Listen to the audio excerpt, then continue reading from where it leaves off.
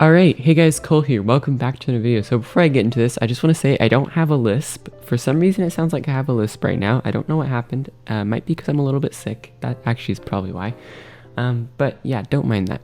Today I'm showing you guys how you can import creative maps into Blender using UMap, but with replay support. One other quick thing, you're gonna have to have a Patreon membership for Meanshoe or Mountain Flash. He is the developer of UMap as well as UModel. Currently, the only working version with replay requires his membership. So I'm using this for an example because it's a great example right now since we're having the My Hero Academia collab. If you want to go ahead and join your creative map, any creative map should work. Obviously, the more objects, the harder it's going to be on your computer. So you might have to have a pretty decent computer to do this because a lot of creative maps have a lot of buildings. So just be warned. Importing this map took about 15 minutes to fully import, just so you guys know. And I do have a pretty decent computer. Okay, so the game is started. I'm just gonna run straight through here just so I can get everything loaded in. It's gonna lag for a minute. I just wanna run around here, quickly get everything loaded in. I am pretty certain this doesn't matter, but I like to be careful just in case. So I'm gonna run around here, make sure everything's loaded into my view. Okay. And you're good. Now you can just leave the game. After you've left, you can go ahead and close out of Fortnite. Okay, so now we're gonna go ahead and locate the replay file. Most likely this is gonna be in the default location, which is in your app data folder. The easiest way to get there is you press Windows key plus R. That'll load up your run area.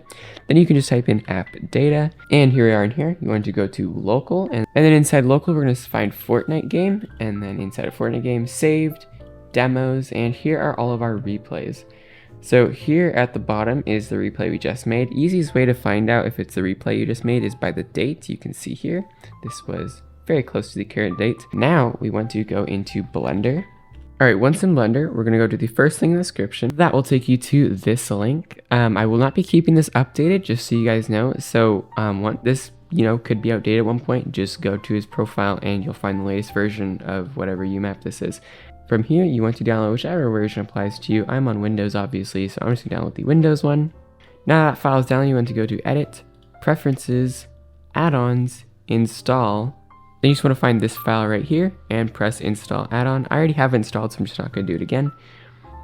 Then you can close out of both of those windows. Press N on your keyboard to load up this window right here.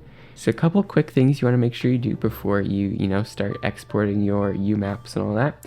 You want to click on this down arrow, you want to press Fill Fortnite AES keys, then you want to click again and press Download Mappings for Fortnite. You want to make sure this game path is set to your Paks folder. I'll have the default path for that in the description. And then you want to make an export path. In that case, I just have a folder called UMap Exports. You just want to add that. It does not matter where you put that, by the way. That can be wherever you want it to be. Once you've done that, you want to press use UE custom version and then type in game_UE5_latest all in cap. All right, and now we need to put in the path for our replay file. So we're going to go back to our file explorer.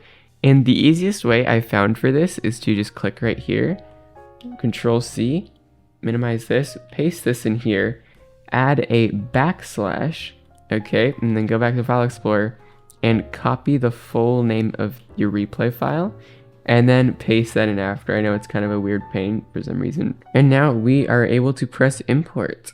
So I'm gonna go ahead and just press import here. And this is gonna take a while, just so you know. This is gonna take a really long time and it will probably say that your Blender is going to crash. Don't close it. Your Blender is going to freeze. It'll say it is not responding, but it is not crashing. It just takes a really long time depending on what you're importing. All right, and our creative map is imported. Let's check it out. Okay, so I know this looks really weird. I'm gonna press N to get rid of this menu here so we have more room. I know this looks strange. We have like 3 black lines. I know that is strange. All you have to do is click on it. Okay, it's gonna be selected now. Then you want to press the home key on your keyboard. Yeah, I'd had to remap it because I don't have a home key on my keyboard. But I'm just going to press that key now.